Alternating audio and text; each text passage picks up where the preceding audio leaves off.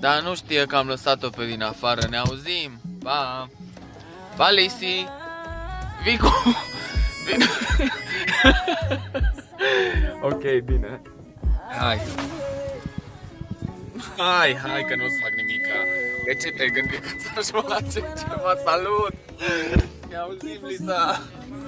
Pa, pa! Salutare, dragilor! Astăzi mergem la studio să filmăm un curs online de Kizomba. Hai să coborâm.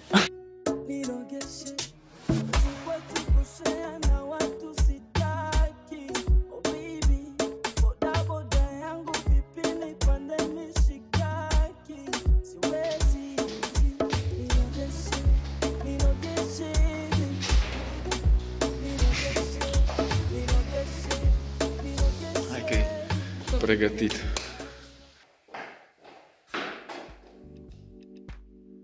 Salutare, dragilor! Noi suntem Paul și Lisa, iar dacă vă întrebați ce cu dansul mirilor Cluj acolo în spate, să știți că ne aflăm în studioul meu de dansul mirilor, așa că o să vă rog să ignorați ce scrie acolo, pentru că astăzi o să ne ocupăm mai exact de Kizomba, sau să nu ignorați dacă aveți nuntă anul ăsta.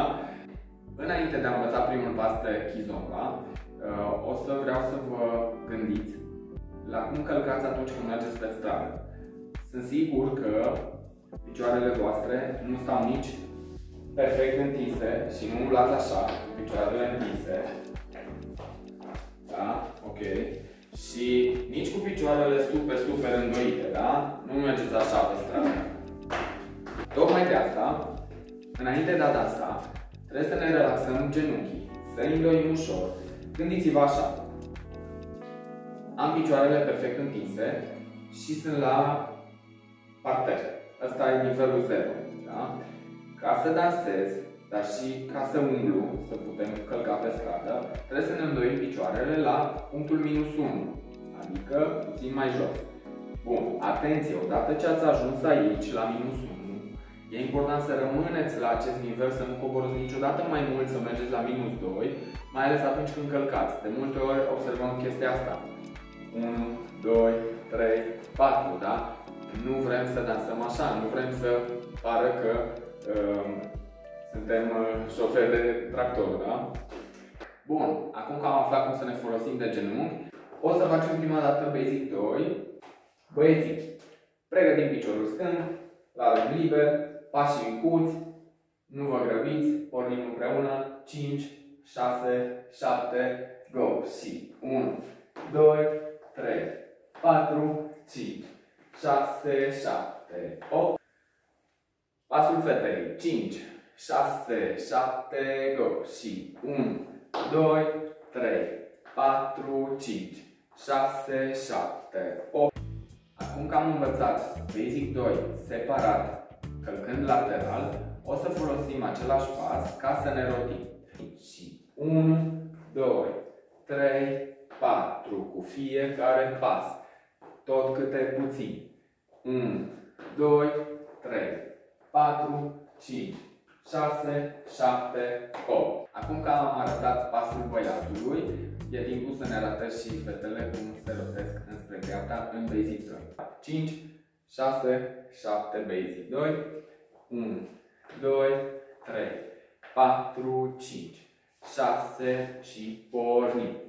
1, 2, tot câte puțin, 5, 6, 180, 1, 2, 3, 4, 5, 6, 7 și am ajuns. Acum că am învățat cum să dansăm separat, o să învățăm să dansăm în pereche. Înainte de a dansa în pereche, trebuie să învățăm cum să stăm în poziția de dans. Băieții, ridicăm ambele coate cam la același nivel. Întindem mâna stângă fetei. Cu mâna dreaptă vom merge pe omoplatul ei, ținând degetele apropiate. Atenție să nu ținem mâna acolo, doar să fie. Da? Susținem și apăsăm ușor înspre fată pe omoplatul ei cu degetele apropiate. Cam așa arată din postura de băiat. Avem o oarecare distanță între noi. Ok. Fetele o să ținem mâna stângă pe omoplatul băiatului, iar cotul aplică o ușoară presiune pe brațul băiatului, la fel cotul cât și palma. La fel, băieții, dacă simțiți o ușoară presiune pe mâna dreaptă, nu lăsați cotul jos, nu vă odihniți, țineți și voi aceeași presiune. Foarte, foarte important să fie frame-ul ăsta, partea asta de sus, cât mai stabilă, astfel încât dacă eu mă mut într-o parte, să vină fata cu mine. Acum că am învățat cum să stăm în poziția de dans, o să dansăm împreună primii pași Basic 2. Din poziția băiatului, începem Basic 2 spre stânga. Băieții, nu uitați, avem piciorul stâng pregătit, fetele, piciorul drept. 5, 6, 7, Basic 2. 1, 2, iau fata cu mine, 5, 6, 7, încă o dată. 1, 2, picioarele apropiate, 5, 6, 7, 8. Din partea fetei, 6, 7, pornim și 1, 2, 3, 4, 5, 6, picioarele apropiate, 1, 2, 3, 4, 5, 6, 7, stop. Ok, acum că am făcut pasul lateral, haideți să facem Basic 2 cu rotație. Începem din postura băiatului. 5, 6, 7, pornim, ne rotim. 1, 2, pe fiecare pas rotez vârful înspre dreapta. 1, 2, 3, 4, 5, 6, 7, 8. După cum vedeți, nu ne-am rotit complet 360 de grade, dar fiecare liber să se rotească cât poate și cât vrea. Mai facem o dată, Basic 2 cu rotație, începem de data asta din postura fetei. 5, 6, 7, pornim și 1, 2, 3, 4, 5, 6, 7, 8, 1, 2, 3, 4, 5, 6, 7, 8. De data asta am reușit 360 de grade. Acum că am învățat Basic 2 și cum îl putem pune în aplicare, o să mai învățăm un pas care se numește Basic 3. Și 1, 2, 3, 1, 2, 3, 1, 2, 3, 1, 2, 3. Ca să încapă mai bine pe o întreagă măsură muzicală, putem adăuga un stop la final. Tot ce trebuie să faceți este să nu faceți nimic. Basic 3 cu stop arată cam așa. 1, 2, 3, 4. 1, 2, 3, 4. 1, 2, 3, 4. Fetele pregătiți piciorul drept, băieții pregătim piciorul stâng, vom face Basic 3 și apoi Basic 3 cu stop. 5, 6, 7, pornim. 1, 2, 3, 1, 2, 3, 1, 2, 3, 1, 2, 3. Acum adăugăm și stopul ca să completăm măsura muzicală. 5, 6, 7, pornim. 1, 2, 3, 4. 1, 2, 3, aștept. 1, 2, 3, 4, 1, 2, 3, 4. Acum că am făcut pasul separat, e timpul să dansăm în pereche. 1, 2, 3, 1, 2, 3, 1, 2, 3, 1, 2, 3. Acum o să adăugăm și stopul. 5, 6, 7, pornim. 1, 2, 3, țin fata pe loc.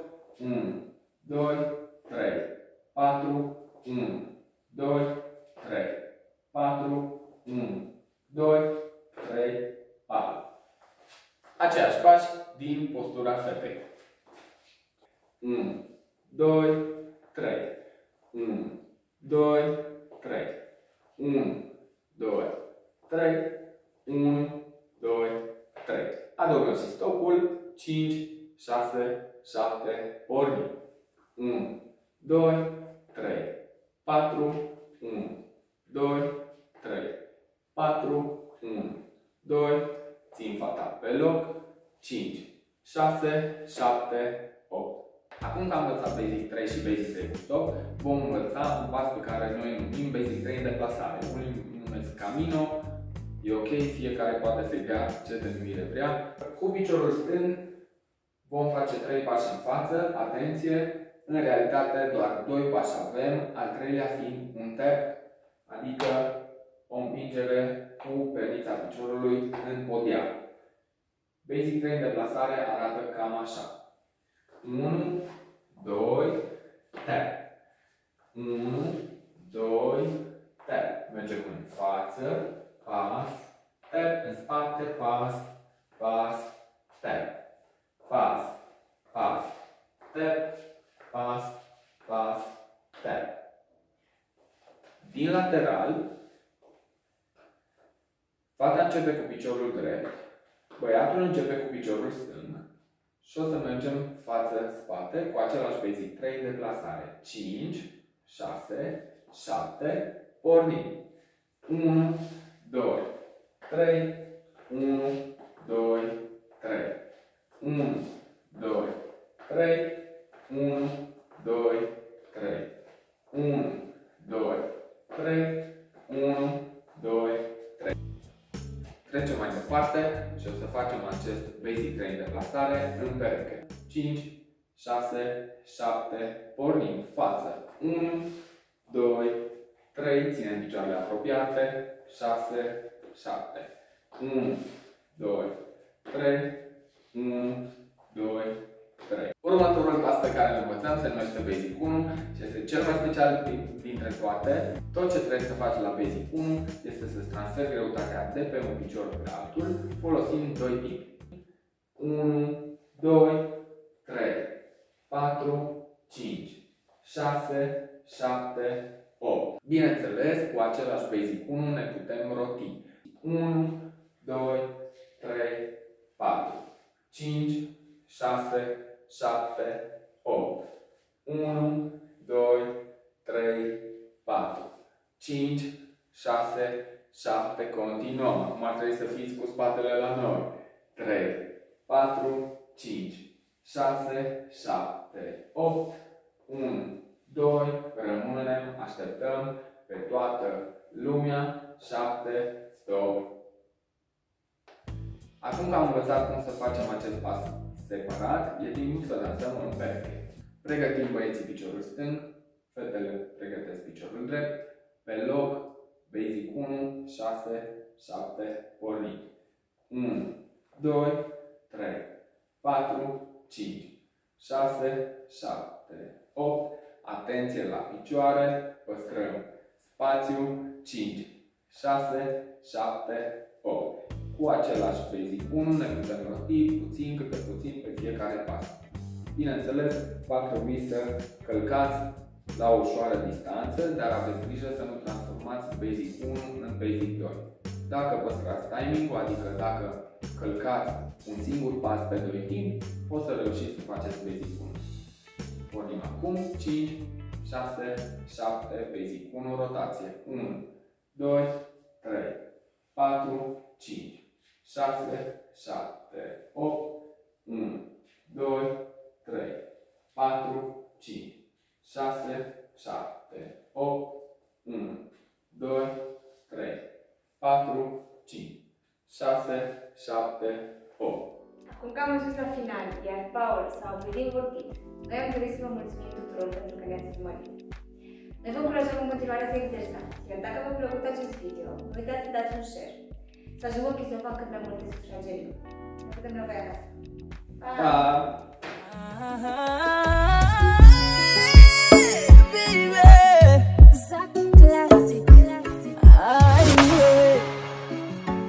Babu wangu mwenyewe kifanzikwe na wewe ukifanzikwe na mie, oh baby we ninogeshe nirogeshe baby, nirogeshe, nirogeshe, nirogeshe baby, nirogeshe. Kwa kushare na watu sitaki, oh baby, boda boda yangu vipi nipande mishikaki, siwezi. Nirogeshe, nirogeshe baby, nirogeshe, nirogeshe, nirogeshe, nirogeshe. Kupendana na wewe la tupu,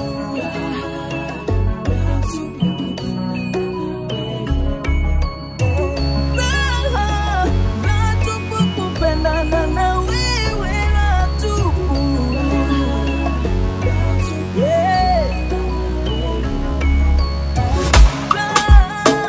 la tupu, kupendana na wewe la tupu.